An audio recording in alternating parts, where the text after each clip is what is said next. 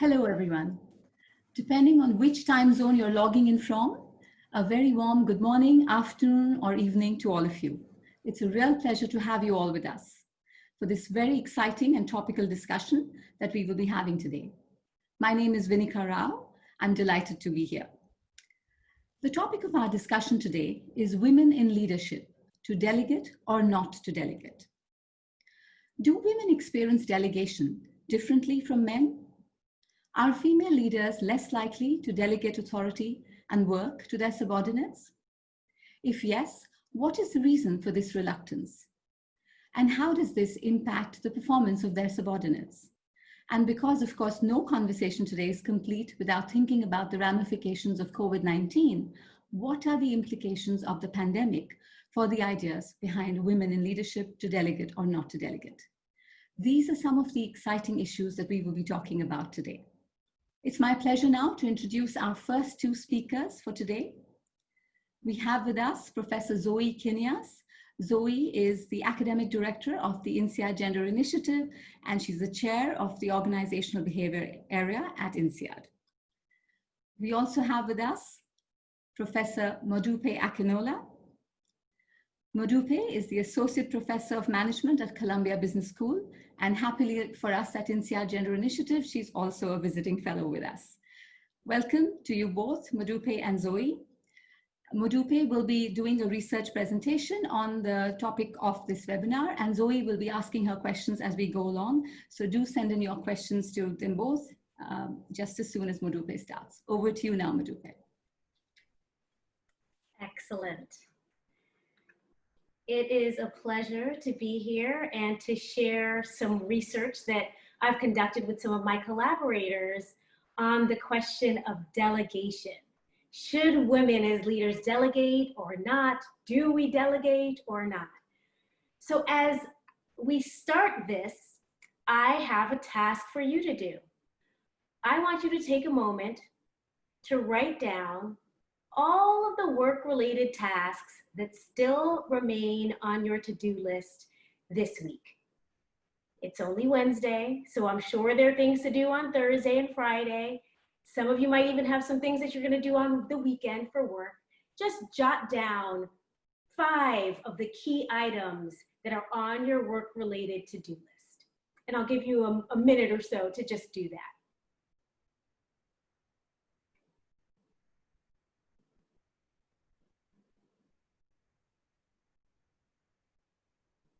And I know a minute or so might not be even enough for some of you, but just maybe 5. If you can't get to 5, maybe 3.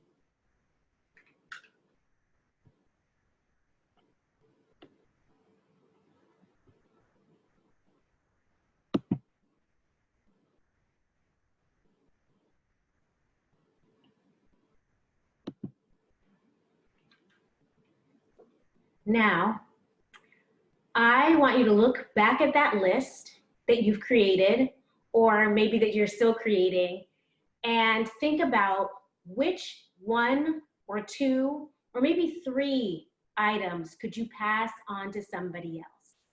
Is there an item or 2 or 3 that you could pass on, that you could delegate on your to-do list?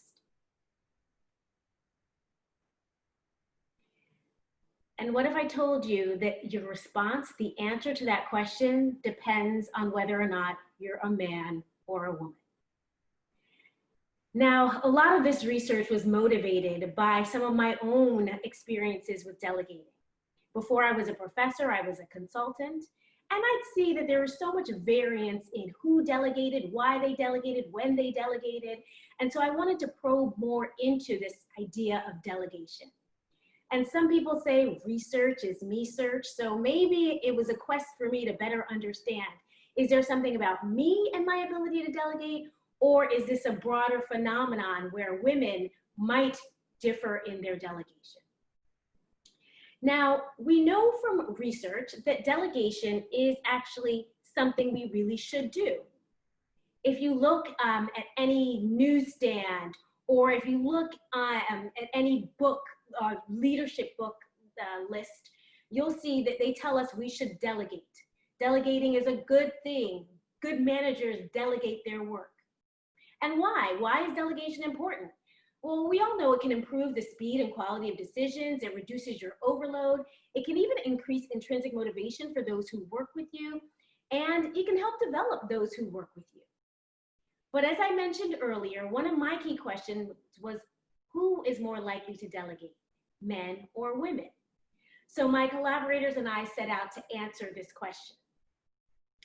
And so we first ran a quick experiment. And the goal of the experiment was to see, okay, is this an us thing or is it a broader phenomenon? So here's what we did. We had male and female participants with a decent amount of work experience, and we gave them a scenario. We said, you're a vice president of marketing at a global firm. It's a busy week. You have a 12-item to-do list. One of the key items is interviewing candidates for an important role. And you have a junior employee, but they're also quite busy. And we wanted to see who was more likely to delegate the interview. Well, what did we find? That men were more likely to delegate the interview than women. And we found something else very interesting. We found that women were more likely to feel some aspect of guilt in anticipation of maybe the employee performing the interview poorly. So this was a really good kind of first step, because not only are we seeing this gender difference, but we're also seeing an emotion that can be associated with delegation. So we continued to look on more to see what else there is in this aspect of gender differences in delegation. And so we ask a question. No problem, yeah. I was just curious if it matters at all what the gender of the person they were delegating to was. So interestingly, we actually did give half of the people a male subordinate and half of the people a female subordinate. And we found that there was no difference in delegation or their emotions associated with delegation, regardless of the gender of the subordinate. So that was an interesting finding. You can imagine that there might be lots of reasons why people might feel more comfortable if it's the same gender delegation situation, less comfortable if it's a different gender delegation situation, but we found that that did not drive our effects and was not related to our effects. So we went out to the board. I was just going to say, well, I've already interrupted. Could I ask another question? Do you mind? Sure. I was curious if the women and the men delegated in the same way. Did you see any differences, or were they doing basically the same thing? So not in this study. So this study was not related. We did not watch what people did. It was a scenario study, and we focused in the scenario study on just these initial questions about guilt and about whether they delegated the interview, and also looking at if there were gender differences in the subordinate. But we don't know because it was just a scenario. Thank you. No problem. And feel free to let me know if you have additional questions as we go along, or if others have additional questions. So then we went to look at managers, male managers and female managers in diverse companies and industries and a range of ages. And we just gave them a survey about delegation. And we just asked, how much and how effective are you at delegating? And here's what we found, that men reported that they delegated more than women did, but men and women felt like they were effective delegators, equally effective. And then women were more likely to report that they felt they could delegate more. So again, here we see some gender differences in the experience of delegating. So we wanted to say, okay, these were subjective questions. Okay, I mean, how many of us, when we say, oh, do I delegate a lot, might raise our hands and say, yeah, I do. I delegate a decent amount. But what about if I give you the opportunity to delegate? Will your behavior differ? So we ran an experiment. These were undergraduate and graduate students, males and females, and we put them in a leadership position. And we gave them a subordinate, and they each had many tasks to complete. And we wanted to see who delegated the tasks, who was more likely to delegate the tasks, men or women. And then remember earlier I mentioned this idea of guilt. We wanted to see if women reported feeling more guilt, but also we wanted to see fear of backlash, because there's lots of research highlighting that when women engage in certain types of leadership behaviors, then they can incur backlash, and there might be a fear of incurring backlash, which is why women might not delegate. So we looked at that. And what did we find? That indeed, men were more likely to delegate or delegated more than women did. We also found that women felt more guilt, and this guilt was guilt about overburdening their subordinate. And they also felt more fear of incurring backlash. Now, to your question, Zoe, we did, and we were able to videotape the interactions. And so we could see what was the nature of the interactions, what was the nature of the, delegation. How did they delegate? What would they delegate like? What was delegation like? Who spent more time? So one of the first things we coded was, did men or women spend more time with their subordinate? Now, you can imagine, and I will again call myself out, that if I'm asking somebody to do something, I'm usually like, hey, how are you? How was your day? Blah, blah, blah. Hey, I have something for you to do. And, going on. And then finally I pass it along. So we want to see, okay, are women more likely to spend more time with their subordinate when they are delegating than others? And we coded the amount of time spent with your subordinate, and we found that men actually spent more time with their subordinate than women did. We also were able to have the subordinate rate the leader in terms of how, thoughtful they were, how considerate they were, how much of a mentor they were. And interestingly, we also found that men were rated as more considerate, more motivating, more all that than women were.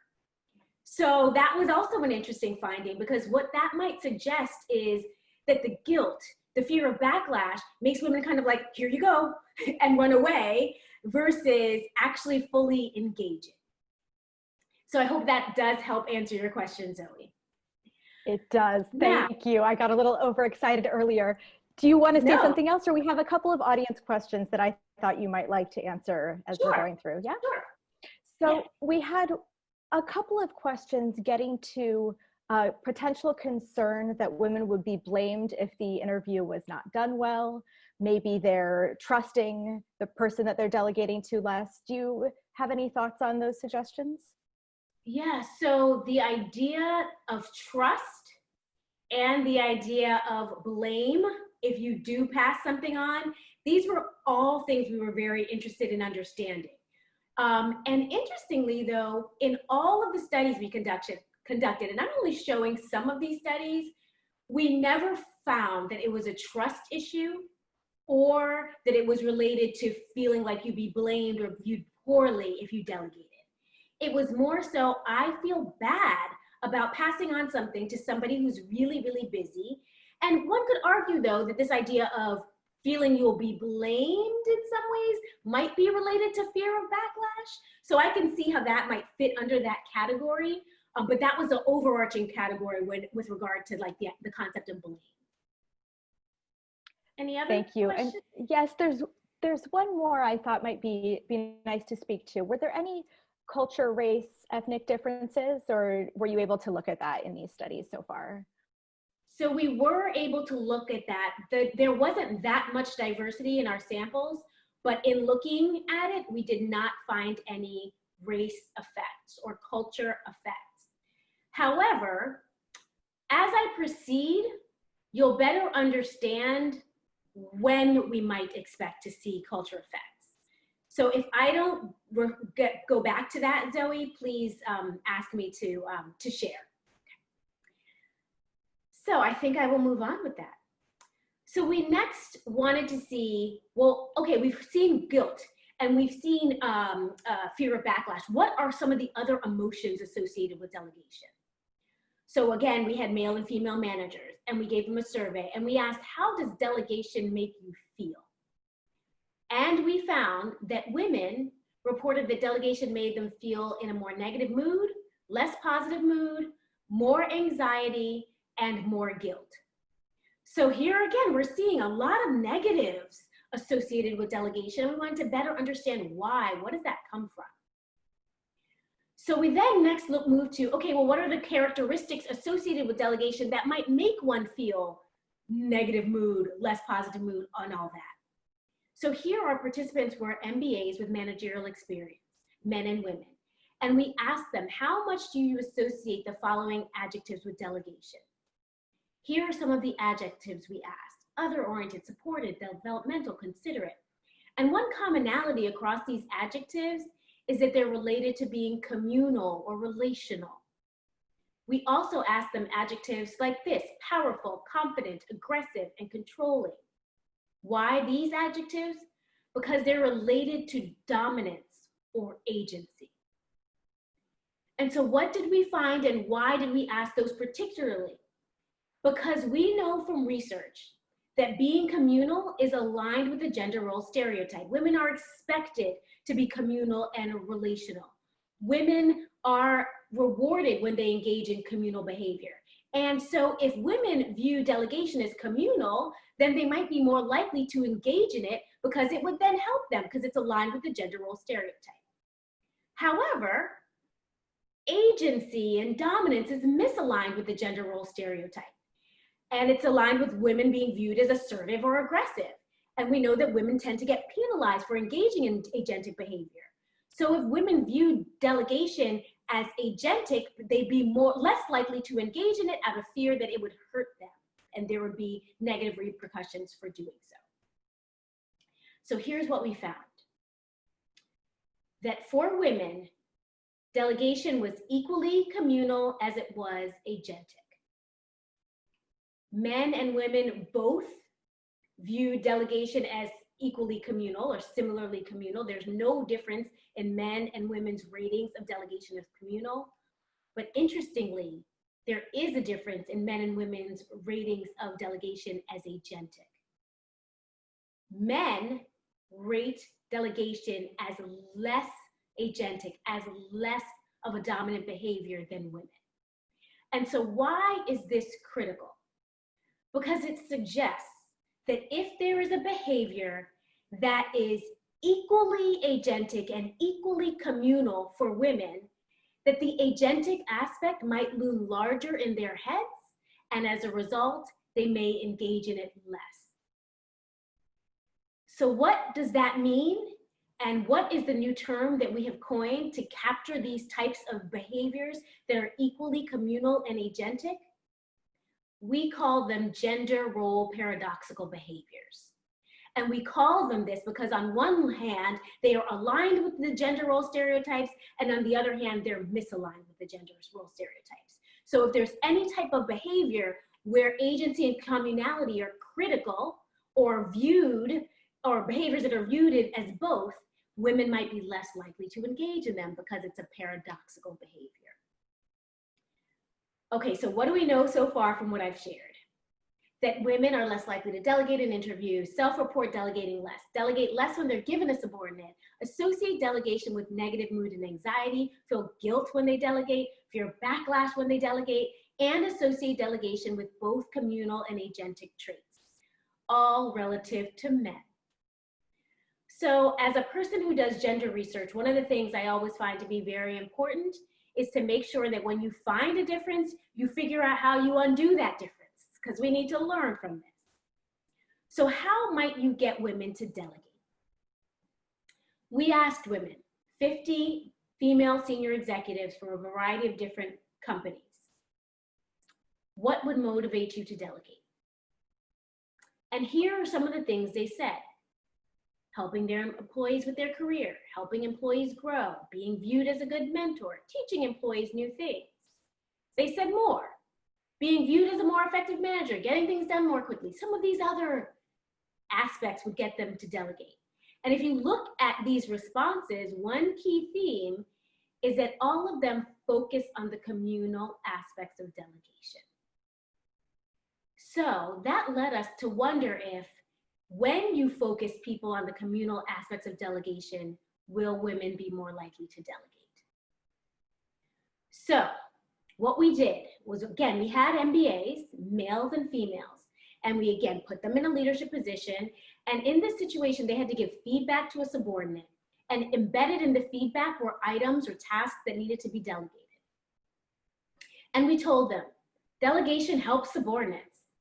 By assigning these tasks, you're being a good mentor, helping your subordinate develop and teaching your subordinate critical skills that are needed for the senior management position. So we told half of them, men and women, this, and the other half we told no additional information about delegation.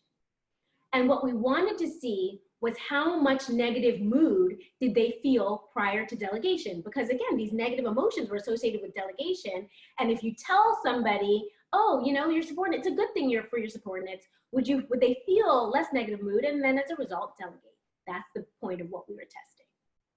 So let me show you what we found. For men, there was no difference in negative mood, whether they were given additional information about delegation helping subordinates or no additional information about delegation helping subordinates.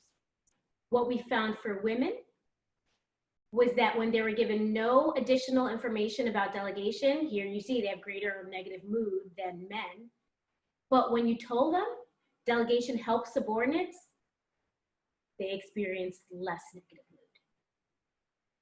which suggests that this framing of delegation is helping others, this communal framing is an important framing. That is when women are more likely to delegate. So I'll pause there for a second and see if there are any questions. There are indeed. So Okay. I have one, and then we have a couple of great ones from our audience as well. The first thing I was wondering is, it makes sense to frame as communal, and you've demonstrated the benefits of that for women delegating more. Are there other ways that you've thought about to increase delegation for women? Yeah, so here's a little bit of a challenge of the current framing that we use that delegation can help your subordinates, is that it's again playing into the stereotype of women need to be communal and be viewed as communal. And so a question arises is there a frame that debunks or goes against the classic kind of gender role stereotype? And one frame we're considering is just that you get more work done, and to be promoted, it's really important to be able to get more work done. Or when you delegate, you're actually seen as an amazing leader because the kind of dominance agentic part of it is something that's valued. These are a couple of ways that we want to try out reframing delegation to see if that makes a difference. And I also do want to go back to your other question about cultures and nationalities and all that.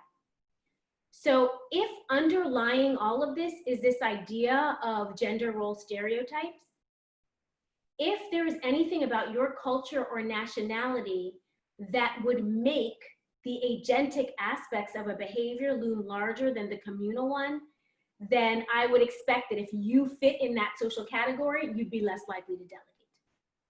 I'll use a good example. You know, sometimes African Americans are viewed as aggressive, or the angry Black woman is a stereotype. So playing into that by, you know, being dominant and agentic and delegating might be something that African American women, or maybe even African American men, are sensitive to, and resulting in them not delegating. That is just one example of a kind of stereotype and how it might play across social categories, influencing how and whether we delegate. Thank you, Modupe. And we have a really interesting question that ties with what you've been talking about with the other potential interventions. So you were talking about you'll be seen more as a leader as a potential intervention to help women to delegate more. And we have an audience question: if you have any data speaking to how emotions change with respect to delegating for women as they get older, more experienced, rise within the hierarchy level within their organizations? That's a great question. And we have not gotten a chance to look at it over time. In a perfect world, I would love to run a study where we track, you know, entry-level employees who are on a management track and then continue to watch or monitor their delegation behavior to see if it does change. I would believe, or I would like to believe, that as you get more comfortable and potentially more confident, then you might be less worried about the dominance looming larger. And as a result, you might be more likely to delegate, but that remains to be tested. And as we're thinking about this, I also want to kind of make sure that we are all on the same page in terms of what to do about this next. And so I have just some questions that I want you to ask yourself about delegation. And then we'll also be able to perhaps have time to answer more questions. You already wrote down at the beginning things that are on your plate and things that you might need to delegate or that you could. And as you look at every single one of those items, ask yourself, what is hindering me from delegating? Now, when we asked women what prevents them from delegating, some of the things they said were, oh, I can do it better and faster. It won't be done well. I don't have enough subordinates. I forget I can delegate. All of these things. So understand that you can sometimes get in your own way and try to figure out for which tasks are you getting in your own way. Also, ask yourself, is performing this task critical? Is it important to my career? Or is it something that just feels personally important to you? And that's okay, but you can't have 5 things that feel personally important to you. Have 1 and then pass on the other 4. Is it something that you'd feel guilty about if you didn't do it? Is it a role conflict, kind of something you should do, but it's not necessarily, but also something that could fill your heart? Again, you should have 1 of these, not 10 of these. And then asking yourself who may suffer if you don't delegate the task. And that's often your subordinate because they're not going to be able to grow and develop, but that's also you because you won't be able to do the many things that you have to do. And also who's going to grow and develop if you delegate the task?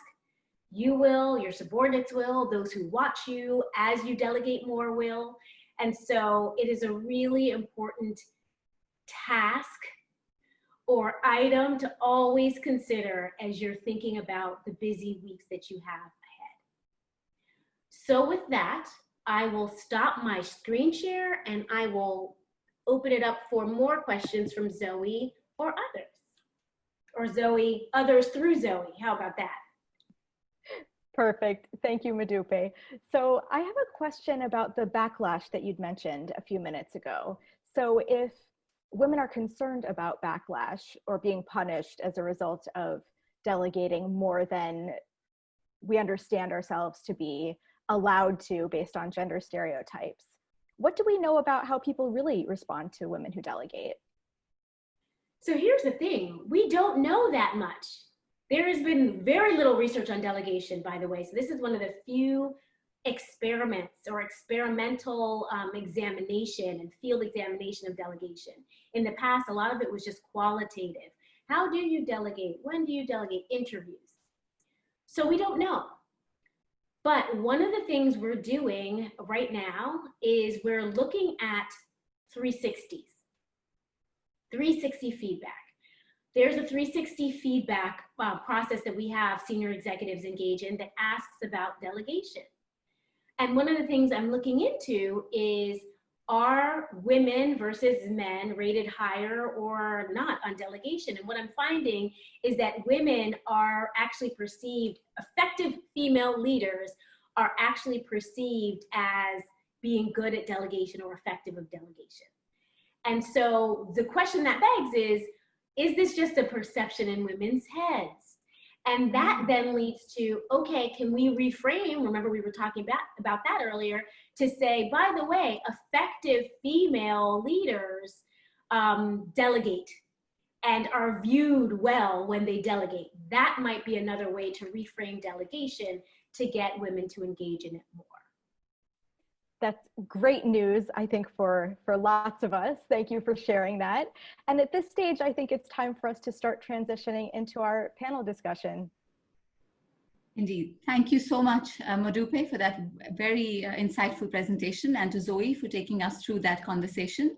We have a number of questions for you, and we certainly want to include them in the panel discussion to follow. But I think this might be a really nice point in this conversation to bring in the corporate perspective, to see how this plays out in the business world. And so we have with us today Sanjeev Chatrat, who is, and if we can have his picture up, excellent. He is the Managing Director of Global Banking and Financial Markets at IBM. But in addition to this very busy day job. He's also been the founding member and former co-chair of the Male Allies Initiative of the Women's Foundation. He's a member of the 30% Club promoting gender diversity on Hong Kong boards. And we're also really happy to have Sanjeev with us as a collaborator on an innovation that we're currently piloting at the INSEAD Gender Initiative. Sanjeev, wonderful to have you with us. Hi, Vinika. Thank you very much for having me, and thanks to INSEAD for all the great work that you're doing in this cause. Absolutely. So just to start off, before we actually launch off into questions related to the theme of the webinar, Sanjeev, I want to ask you a little bit about your personal motivation as a clear gender champion. You have sort of determinedly worked towards improving gender balance, gender equity in the organizations that you've been a part of. You worked in organizations outside of your workplace in trying to achieve this. So where does this passion, this determination come from? Well, I mean, I would say, Vinika, at the heart of it is really a performance. So where the passion comes from is I strongly do believe that high-performing teams are teams which are reflective of the community that we work in. And if you want to build high-performing teams, if you want to attract top talent, if you want to retain top talent, you've got to give them an environment where they feel completely free to express themselves and be themselves and balance their work life. So that really is the heart of it. I mean, there's also personal reasons. So my mother used to be a working mother in India going back in the 60s. And at that point in time, when I think about in today's environment, all of the challenges that women have to face trying to balance social norms as well as professional norms, I was always in awe of how remarkably she had to not just do her professional work, but also look after my grandparents and my father and me and my brother, while doing that on a very manufacturing heavy factory floor overseeing hundreds of men. And that kind of has always inspired me to think about the additional burden in many social communities that I've lived in, particularly across Asia Pacific and Middle East, that women have to carry. So I guess deep down, I mean, that's probably subconsciously has always played. But most fundamentally, it has always been about the performance of the business. And there is great evidence that clearly shows that the top performing teams are the teams that are more diverse and reflective of the communities that they serve. Thank you. And I'm sure that's very inspirational for the men and women who are listening to this webinar. So thank you for sharing that candidly. And now to just move to the theme of the presentation and what Modupe and Zoe shared with us earlier.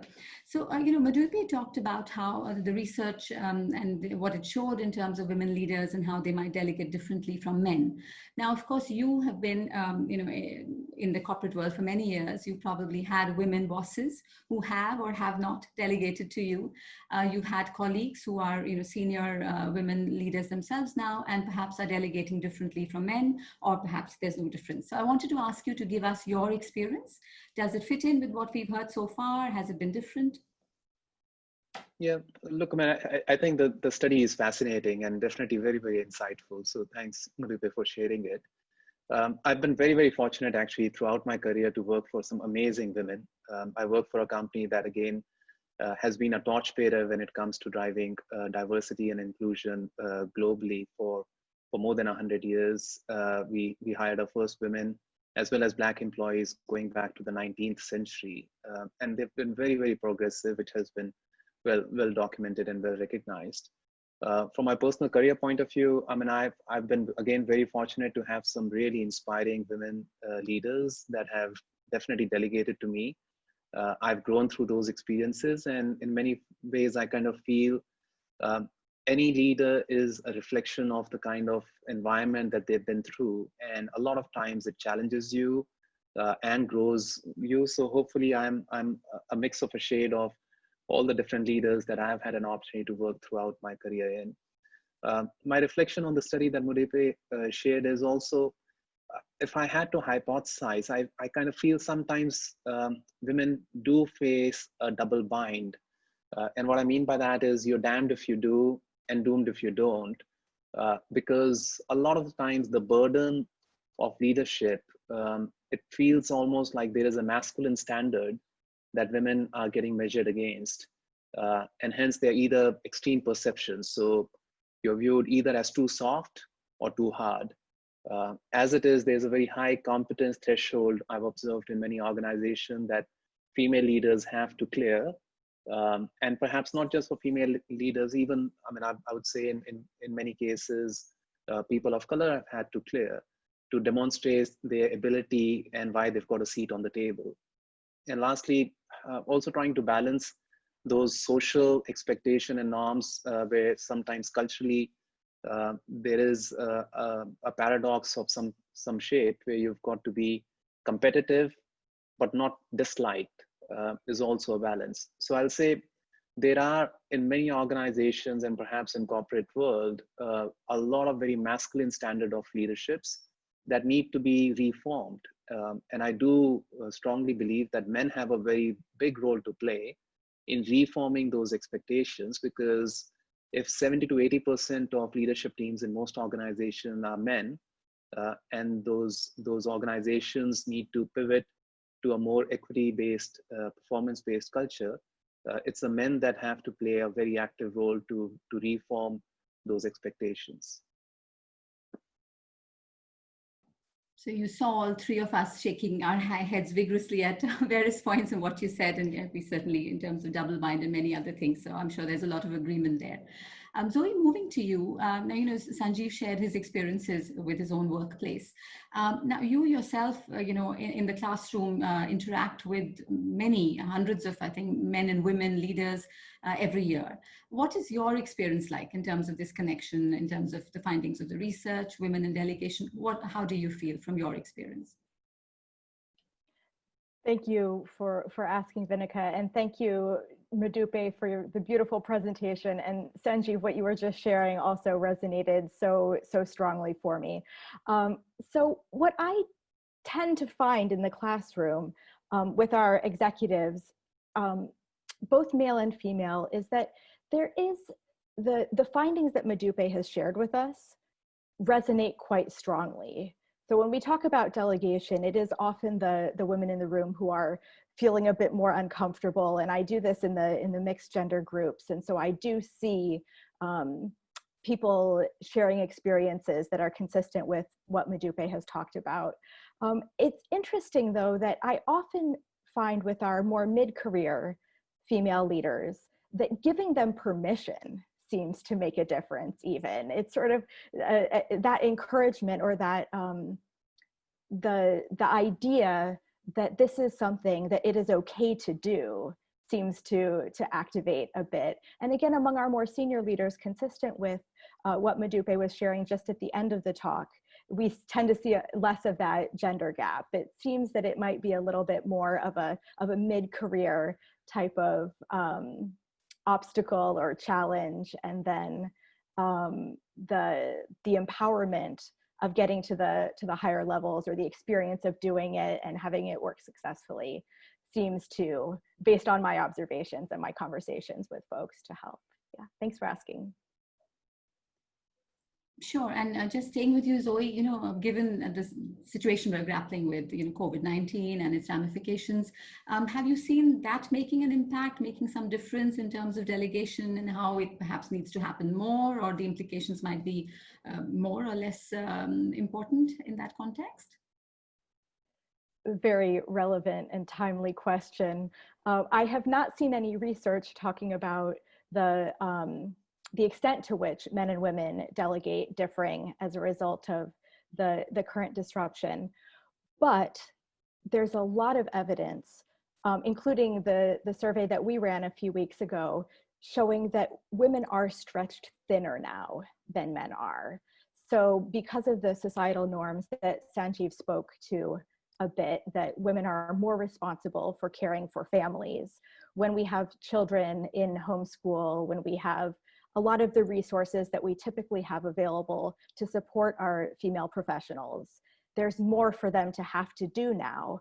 And so one of the things that really excited me about Madhupe sharing this research now, while there's still a lot of these disruption effects impacting our employees, and there likely will be for some time, is to call attention to this fact and say, now, while we have women sometimes doing a full-time job at home as well as their full-time job in the office.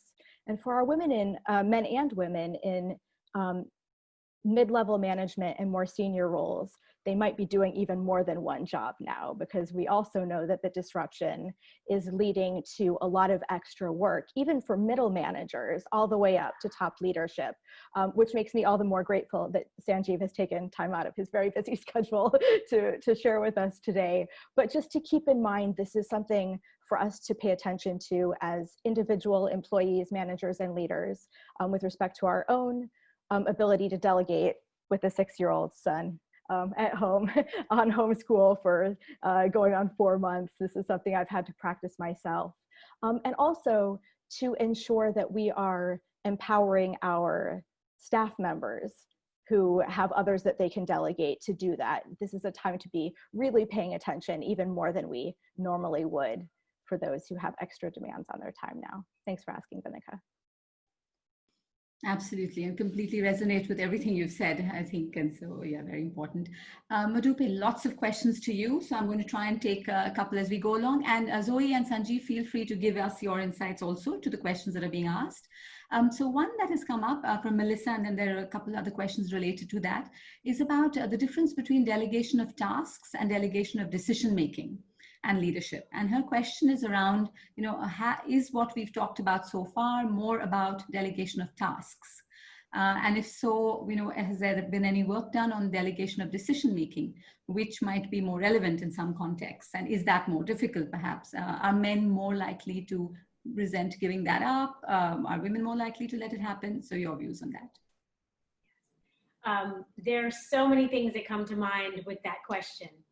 One is our research has focused on delegation of tasks. We intentionally kind of constrained it and said delegation is this behavior and kind of defined it for people. But what we're realizing is that there are different types of delegation, and there is delegation of decision-making authority. So what we're planning to do going forward is actually look at, okay, are there differences in this? Gender differences or other differences. And mind you, I just said that we define delegation for people, but is it possible that some people define delegation as it relates to decision-making tasks or decision-making, and others define it as it relates to tasks? And would we see gender differences there? So how do you even just get people to define delegation and see what differences there are? And then the third thing I wanted to say in response to that kind of relates to the point about COVID, to the point about, systemic racism that across the US and in other places, people are now working on addressing. This is a perfect opportunity to delegate thought processes, thinking through how you dismantle a system, delegate decision-making authority about how you push forward with an initiative, and things like that. So I'm really hoping that these types of situations provide even more opportunities to delegate and even more opportunities for people to engage in kind of collaborative leadership where you do delegate more so that it's not as exhausting across gender and within gender. Excellent. Yes, absolutely. And now a number of questions around the idea that, I think going back to what you spoke about in terms of fear of backlash and guilt and various other reasons as to why women don't delegate as much. So we have a question about whether this might happen because, of course, there are fewer women in leadership roles, and hence, they feel more insecure, relevant to performance and related insecurity, which impacts delegation. And then there's another question that relates to, is it because perhaps women feel this pressure to be role models, and so they worry about how delegating more or less might impact how they come through as role models? So your views on that. And those were factors that we thought would absolutely play a role in this. When we started this research, you can only imagine the numbers of factors we throw on surveys. Are you worried that you'd be viewed badly? Are you worried about how your competence would be viewed? Are you worried about how your subordinate might do something badly and be incompetent? So many different factors. And I'm telling you, those are rated lowest on the list in terms of that preventing people from delegating, that preventing women from delegating. And even in one of the studies, that kind of first study, we did ask questions about, would you be worried about how you would, of your own competence? Do you not delegate because of your own competence and subordinate competence? And we found no differences between men and women. And we found that no differences between men and women by the gender of subordinate. So that did not rise to the top in terms of the key factors that prevented people from delegating. It was this guilt of overburdening. It was this fear of backlash. It was some of these other anxiety overall about passing tasks along, not about one's own qualifications or the qualifications of one's team.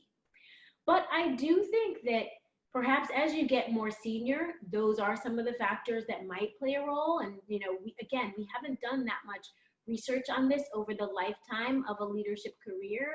And so just because they didn't emerge in the 6 studies that we ran doesn't mean that they that question is not contextual, and there might be certain contexts in which we would expect there to be them to be factors. Vinika, I just wanted to build on something that Modife said, which I completely wholeheartedly agree with. I think the delegation with the task also, they're different nature of tasks that we've got to be very, very aware of, right? I've seen, teams where, when it comes to delegation of like who's going to decide the menu for the lunch at the next team meeting, immediately the heads turn to a certain individual. Now, I'm not going to stereotype it, but you can imagine what gender that person is, versus who's going to be involved in designing the agenda for an annual meeting.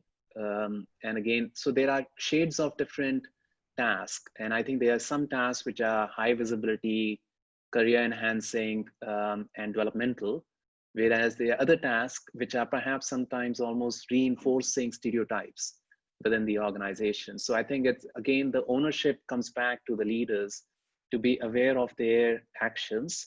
Sometimes they might be subconscious actions, and they can lead to more reinforcements of those biases that perhaps may exist.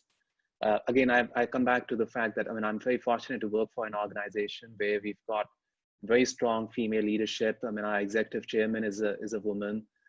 She was previously the global CEO for the last 8 years. Our Asia Pacific CEO is a woman. A number of geography leaders, whether it's in Australia, New Zealand, or whether it's in ASEAN, they are women, and hence, there's an abundance of amazing female talent within our organization, and it does help to have that visibility to create role models for people to be more aware, and hence, again, I think more organizations can be very deliberate to create those role models, but not in roles that are perhaps more administrative, but roles which are commercial, which have true teeth in their job scopes. I think the better it is for the organization. And the second related point I wanted to make with regards to COVID, because clearly, that's something which is top of mind for all of us, is that, look, I do firmly believe that COVID-19 outbreak, it's materially altering the way we live and work, and whether it's the economic uncertainty that's obviously is looming very, very large on all of us. It is really important for the global economy that we are able to leverage the full potential of all of us, whether it's men or women. But to achieve that, we have to be able to alter some of those societal expectations that have been very deeply formed, because it's near impossible. You'll have to be a superhero to be able to balance all the things that are expected while you're working from home, and you've got elder care to do and child care to perform, as well as think about what meal to cook that evening in between juggling business calls. I try to do that myself, and I know it's very difficult because it is another chore that takes time away from you, which you could perhaps use more productively on other things. And hence, I think there is also a big need for the cultures to start understanding that the potential for them to achieve the economic reality is not being served well if they are not going to be able to bring everybody along and create a better environment for them. Thank you, Sanjeev. Zoe had asked this question earlier to you, Marupe, but there's more interest in this. So perhaps we explore a little bit more on the idea of culture, the impact it might have on the way people delegate or do not delegate. And I want to ask Zoe to share some insights on this, given that you've been in Asia a long time, for instance, slightly different perhaps from where this research survey was conducted, etc. So do you think that the cultural context comes into play? For instance, is the fear of backlash a little bit more justified in some cultures than in others? Does that have any impact at all, do you think, or anything related to this that you think is important to discuss? Because we have many questions on, where the fear of feeling blame and guilt can come outside of the work context. So to frame my answer to the question, there's so much diversity within Asia, and think the APAC region, but even within Asia. And we know that there is huge variance in the extent to which traditional gender roles are adhered to within our region here. And there's also a lot of variance in how hierarchical our different cultures are. And so these are two factors that I would expect to really be part of the story with respect to delegation. To the extent that delegation is seen as a task that a boss does with a subordinate, then hierarchy should matter a lot. And so it might be that just being in a position of authority enables women to delegate more in our more hierarchical cultures. It's a possibility, right? But when we think about the stronger gender norm cultures, when Sanjeev was talking about how we might be delegating tasks that are stereotype consistent, what you were saying really resonated a lot for me, thinking this is something that all of us who are delegating really need to be paying attention to, is to whom do we delegate what, right? It's such an important learning for everyone. And just as women, we can still fall victim to delegating in a way that's consistent with stereotypes. So I think we need to be even more mindful of what those stereotypes might be and how to make sure that we work against them. A best practice that has been shared with me on how to do this is to, rather than just using the person who pops to mind when we have something to delegate, keep a list of everyone on our team readily available and sort of keep track of who's doing what.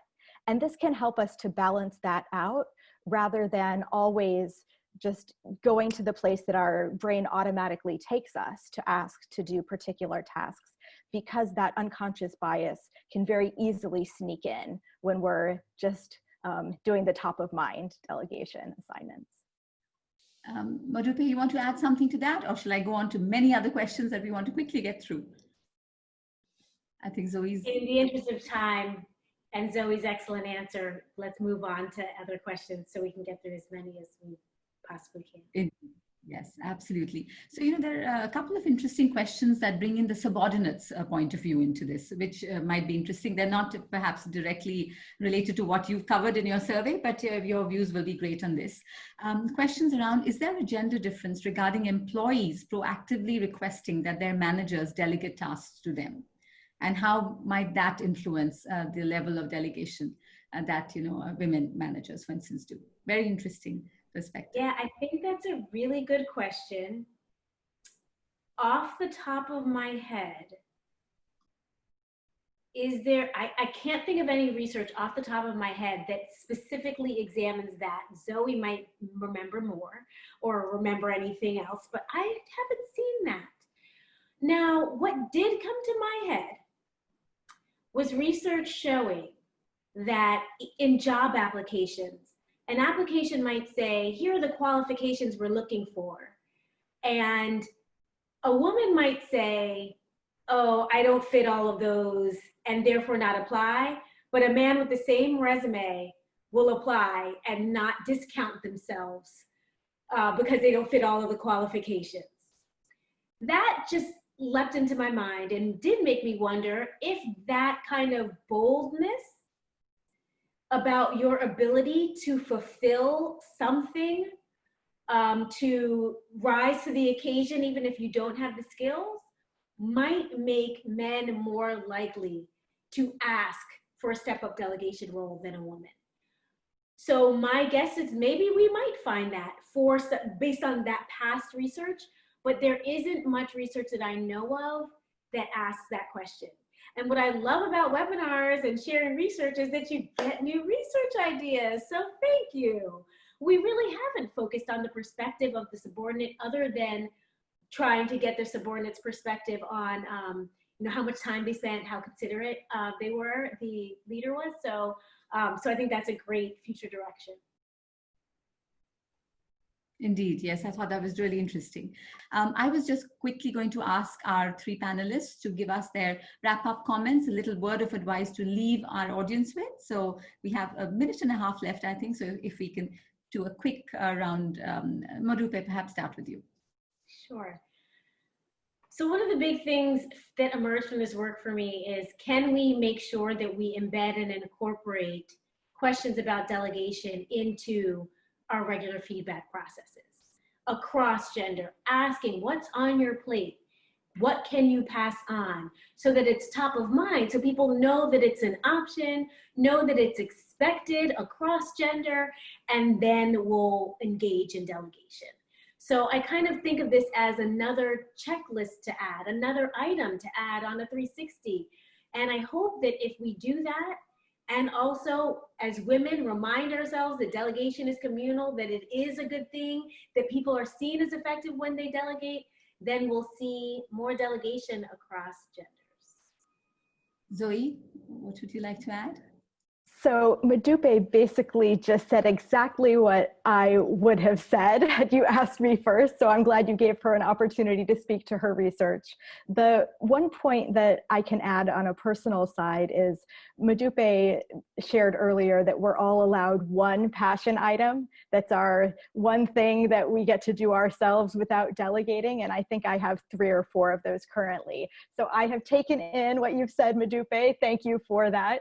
And I hope that our audience has also walked away with some concrete practical advice for how to self-manage and manage others better with respect to delegation. Thanks, Modupe. And Sanjeev, your perspective on this will be particularly important. We've heard how we think from an academic standpoint, what can be done to make delegation more effective across all genders. How do you see this playing out in the organizations that you work with? How can this really be actionable? Yeah, so Vinika, I really like Modupe's suggestion also. I think clearly, there's evidence based on the research she's conducted that if women were to look at more delegation as being more communal rather than agentic, I think that would be very helpful. The other part, that I'll add to that also is that it's really important that we don't end up with a situation where everybody looks to conform to an established norm of what is leadership, because I think those standards have been formed with very unequal kind of representations. And hence, one of the reasons I've been very actively promoting male allies for the last so many years is because the men do have a very important role to play to alter those expectations.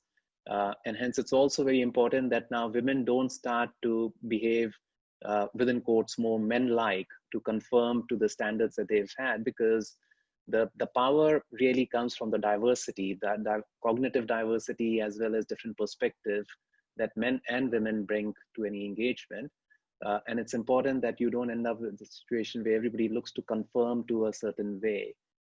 And that's what my only other thing would be, because sometimes well-intended programs can also lead to more issues. Such as now there is increasing evidence to say that even mentoring programs perhaps are reinforcing stereotypes as opposed to really helping people to address the imbalance, right? So that would be my only other call out. Otherwise, I think it's really important that everybody tries to be honest truthful to themselves and who they are, and not try to become something that they are not. Absolutely. And thank you so much for that. And thank you, all 3 of you. I think it's been particularly interesting to have this mix of the academic perspective and the corporate perspective. And I also want to thank our audience for some absolutely amazing questions. And to the point that Marupe made earlier, even though some questions that we may not have been able to answer, they might just be very interesting from a future research perspective. So we will be, we've recorded your questions. We will be sharing them with Marupe and making sure that she gets all these insightful views from all of you, your comments also. Thank you for joining us, and do stay engaged with lifelong learning at INSEAD. This session has been recorded, so if you miss some part of it, we will be sure to, to tell you where you can access it. You can also share it with anyone else that you think will benefit from it. And your patience in staying with us for the little bit of a hitch that we had technically is especially something that we want to thank you for. Thank you so much, and have a good rest of the day. Thank you.